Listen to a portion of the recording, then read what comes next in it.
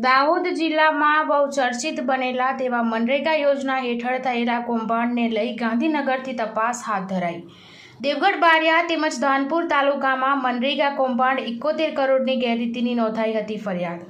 બહુચર્ચિત બનેલા મનરેગા કૌભાંડને લઈ રાજ્ય સરકાર દ્વારા તપાસના આદેશ।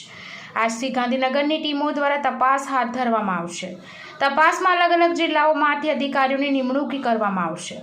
વર્ષ 2020થી લઈને વર્ષ 2025 સુધીના કામોની કરાશે તપાસ।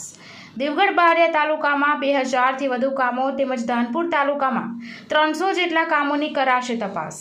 તપાસ માટે દેવગઢ બારિયા તાલુકામાં 10 જેટલી અલગ અલગ ટીમો બનાવાઈ। મનરેગાની ગેરરીતિમાં હાલ મંત્રી પુત્રો છે જેલના સળિયા પાછળ। પોલીસ તપાસમાં કેટલીક એજન્સીઓને આ કૌભાંડમાં સાક્ષી બનાવ્યા હોવાનું બહાર આવ્યું। ગાંધીનગરથી તપાસ હાથ ધરાતા અન્ય કર્મીઓમાં પણ ફફડાટ। બ્યુરો રિપોર્ટ જાબીર શુક્લા સાથે આશા ગુજરાતી ન્યૂઝ દેવગઢ બારિયા।